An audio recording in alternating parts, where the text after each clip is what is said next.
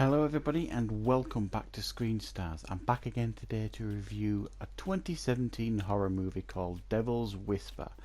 A supernatural demon possession type movie. It has a little bit of an identity crisis, this movie.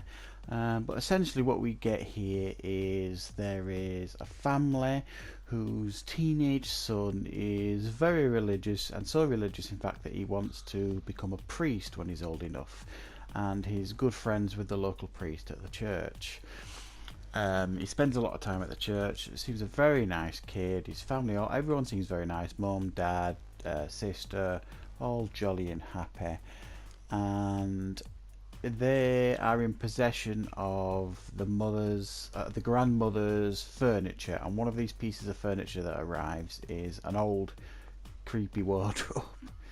And one night, in fact, it's one day. He searches through this wardrobe because he's interested, and he finds hidden in this wardrobe like a sealed box.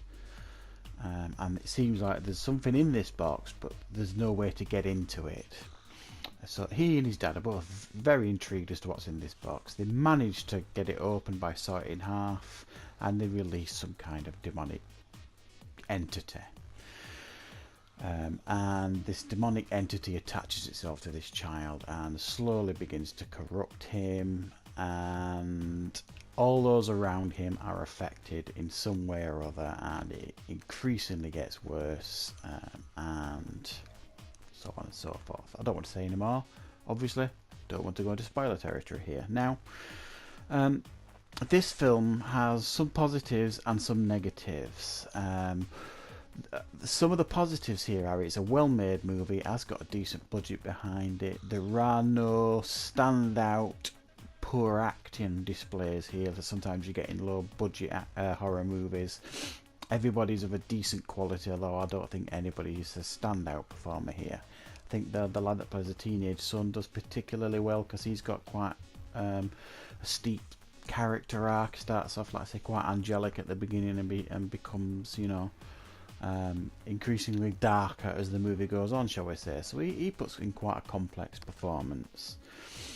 There's some good ideas on display here with this movie. It is a good idea, but I think some of the execution is lets it down a little bit. It is a good horror movie on a basic level, and it is a decent watch, and there are some interesting moments in the film. I wouldn't say they're really scary moments in it, although there are some particularly interesting, frightening moments in the movie. So the negatives here is, again, it suffers from a lack of originality here. You've got your usual horror tropes. You've got flicking lights, creaking doors, spooky wardrobes, and it's just not written particularly well. They almost write themselves into a corner sometimes. It doesn't explain, even though there are hints that the child was abused when he was young. It doesn't explore that well enough, I don't think. You don't really know the connection between that and this spirit particularly well. It doesn't explain that particularly well. It doesn't explain why this artifact is sealed inside this box particularly well. And it like I say, it just writes itself into a corner. There's a scene where he's told that he saw a psychiatrist when he was 5 years old, a child psychologist or psychiatrist, because he was behaving strangely and drawing these scary pictures. And then he just goes into his wardrobe, pulls down this like shoebox, and is looking through these drawings when he was a child of these spooky pictures. Now, I'm sorry, if pictures like that affected him so badly as a child and he had to see a psychiatrist about it, you wouldn't just put them in his bedroom on a shoebox. They would have been thrown away years ago, but they were just there. So that didn't make sense. It was just there for storytelling purposes, so that nobody in reality would do that sort of thing. And again, we don't really know this demonic entity's motivations. Is it trying to possess him? Is it trying to kill him? Is it trying to corrupt him? Is it trying to kill everybody around him? I don't really feel as though the demonic entity had any real direction. What it was doing, it was just there, and he just kept turning up in his wardrobe or flicking lights, and as the lights turned off, he could see it in a corner trying to talk to him.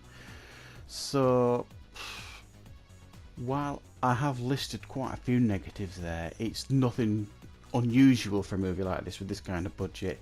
It has kind of followed some of the, horror 101 things that you see in a lot of movies like this, but it's a decently well made movie. It's reasonably well acted. It's got a decent idea, and there are some good, decent ideas, and there are some reasonably scary moments in this film. And I didn't dislike it.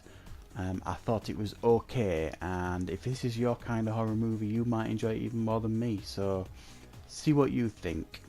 Thanks for watching.